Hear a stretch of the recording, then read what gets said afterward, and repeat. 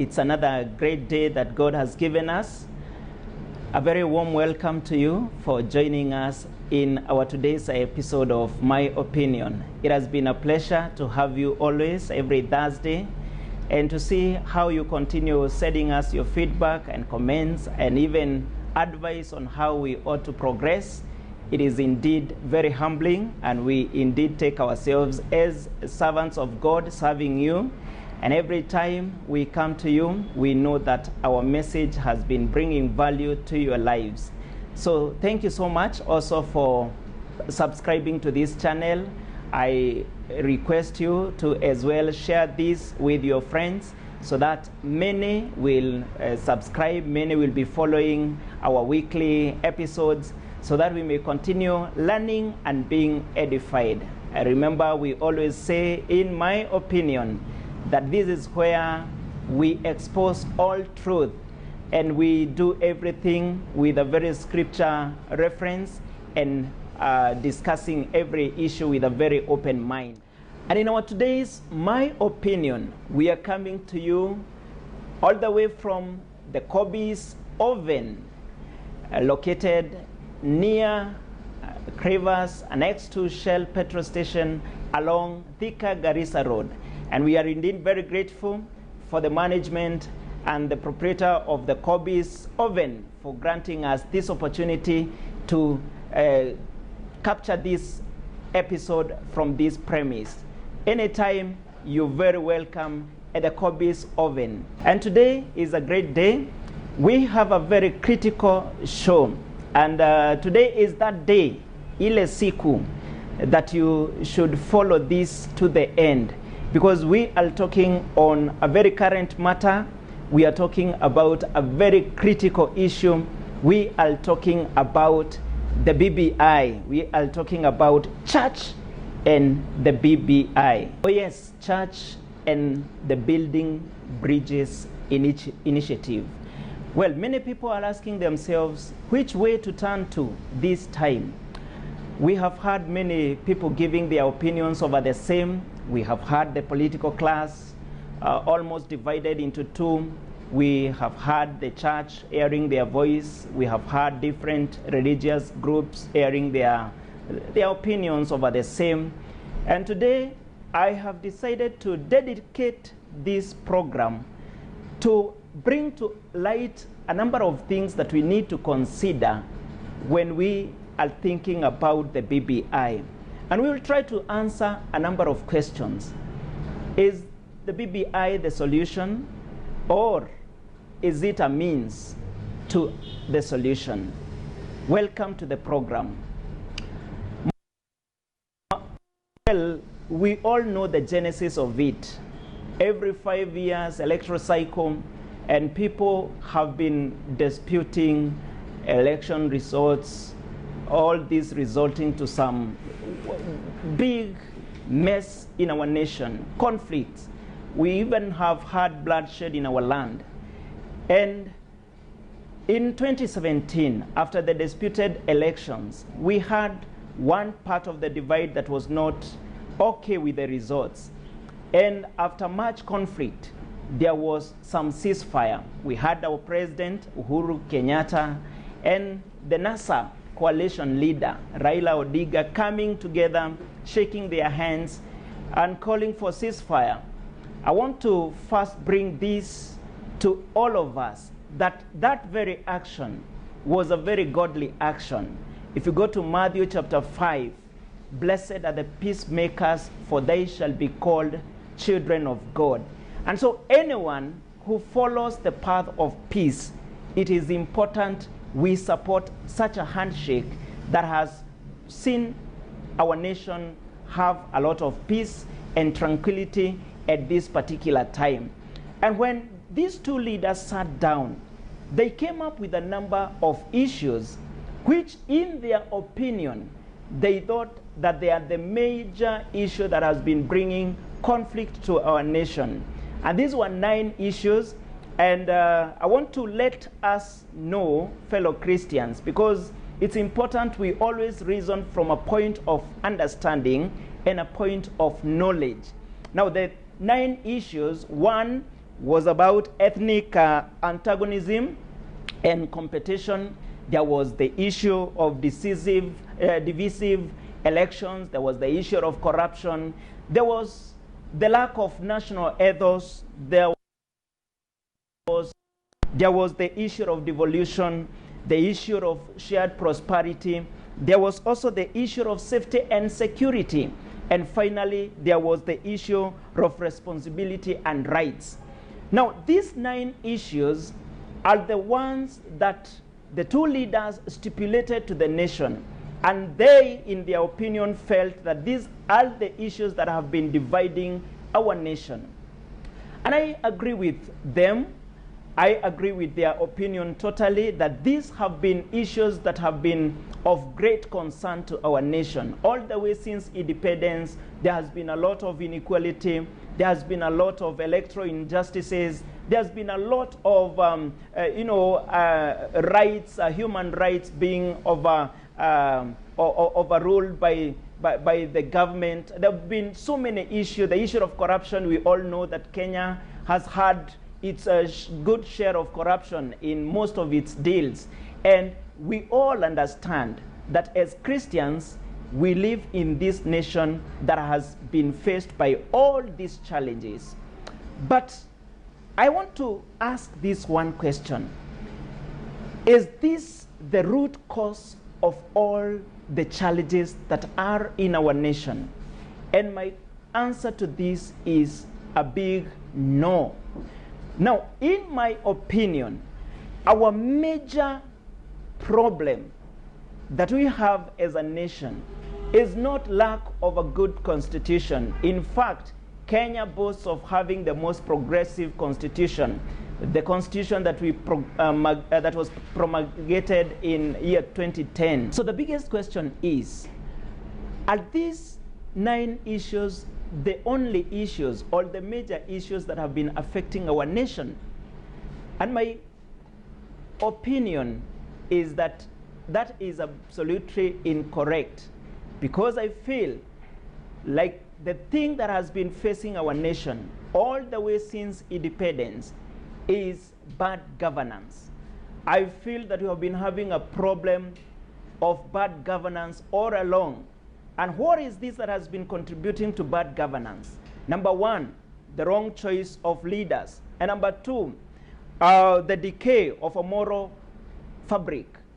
Well, I feel, and I think if you can remember in our first episode of My Opinion, where I talked about faith and politics, and we said, which I still stick to, that bad leadership comes into place when good people shy off from taking leadership positions. And in our land, we have been having the wrong leaders always taking the mantle to lead our nation. It is these wrong leaders who foresee or who oversee corruption being propagated of influence.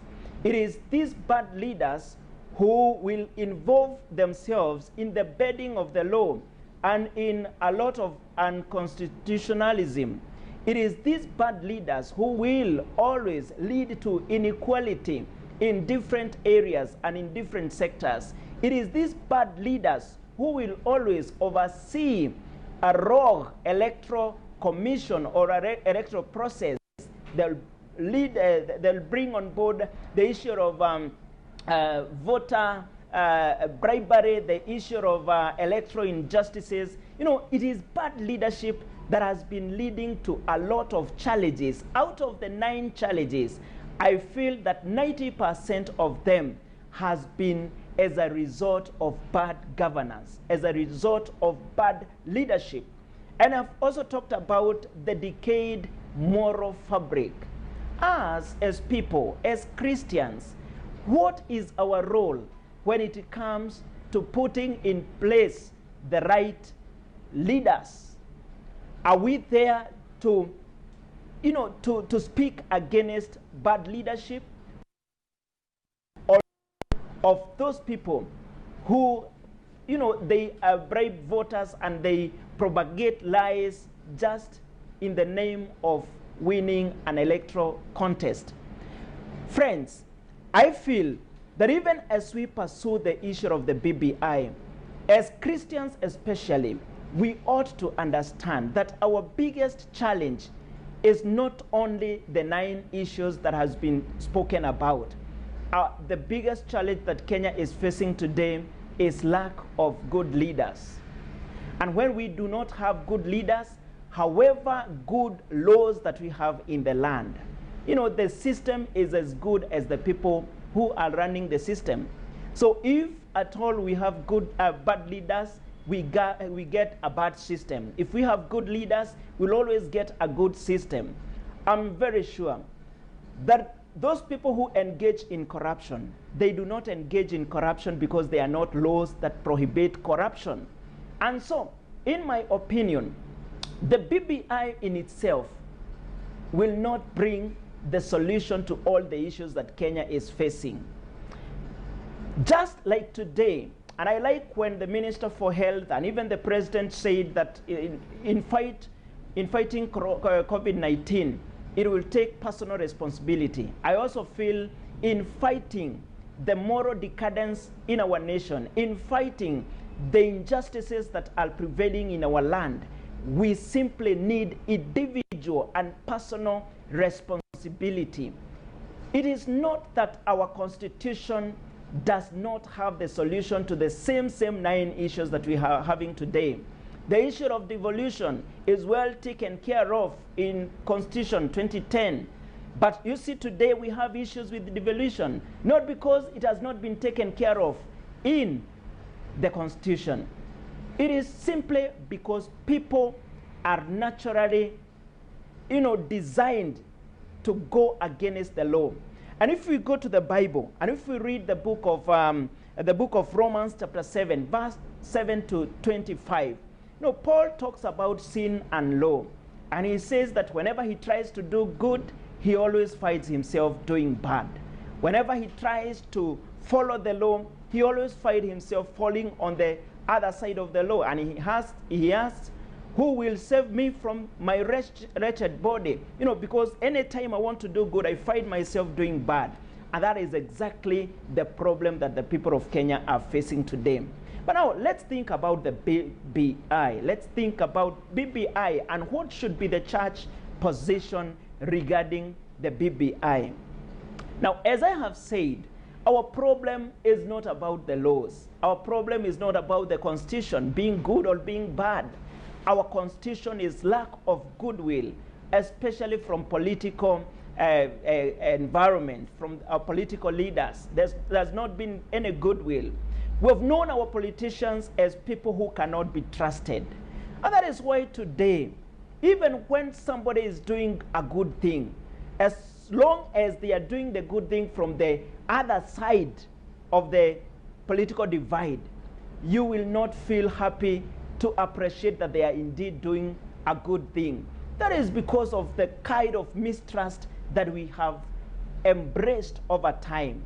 Our politicians have been showing us that whatever they do is out of their interests, their selfish interest. And this has made us all never to believe them, even when they have a good agenda on the table. Now, when BBI came, most of the people believe, and they are very much convinced, that it is coming to add positions to individuals. It is coming, to meet the selfish interests of our political class. But just take the BBI as an amendment or another set of laws. And as Paul was saying in Romans, the laws are good. The laws doesn't have any problem.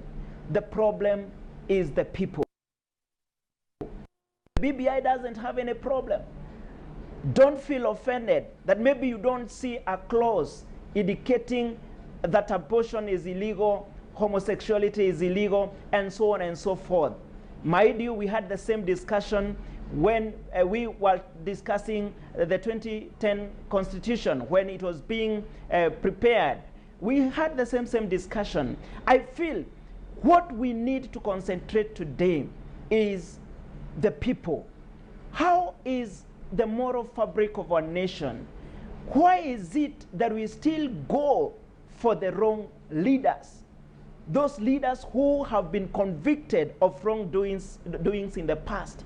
Those people who have been doing the wrong thing all along are the same people we rush to give political positions. And listen to people who have lied to us not once, not twice, not thrice, but we are still willing and more than willing to accept their continuous lies. Why is it that people have been convicted to have misused and diverted public resources, we are still following them and we still seek their counsel? Why is it that people have been convicted of murder? People have been convicted in the past of doing things that are quite ungodly. They are the same people who are leading us, and we feel that we can innocently follow them. Why is it that we do not learn from our past mistakes?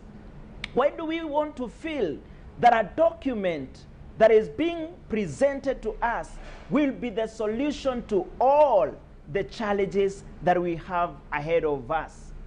But because of the nature of man, because man has been sold to sin, as Paul says in Romans chapter 7, he has been sold to sin.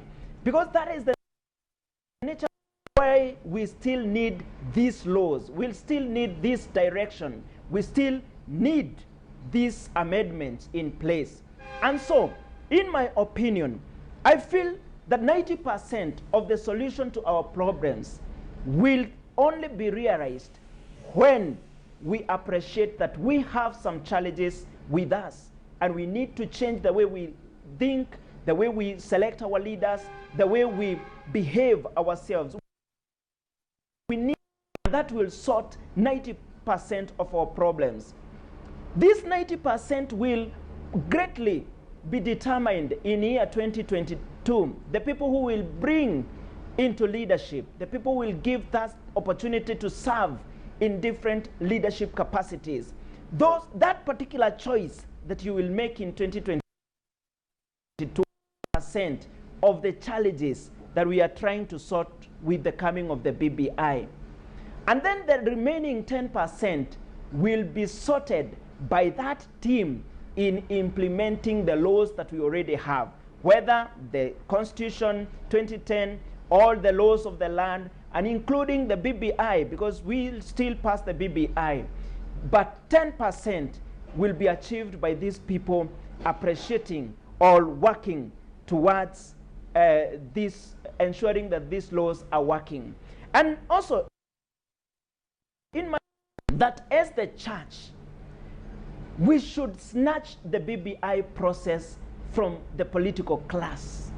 Now, BBI is just a set of some amendments. It's another set of laws. And I feel that BBI in itself is not the solution, but it's a means to the solution, because it will tame those selfish leaders. It will tame those people who are power hungry. It will tame a number of things. It will bring some sort of equity and equality in distribution of resources and the like. It will help us near the solution that we have been looking for many years. But in itself, it may not be the solution. However, it is important because it will lead us somewhere. It will lead us to an area where we'll be close to the solutions that we've been looking for. And so, in my personal opinion, I feel then the church should snatch Christians who are likely to coil it so what it brings to us like a political contest between two sides.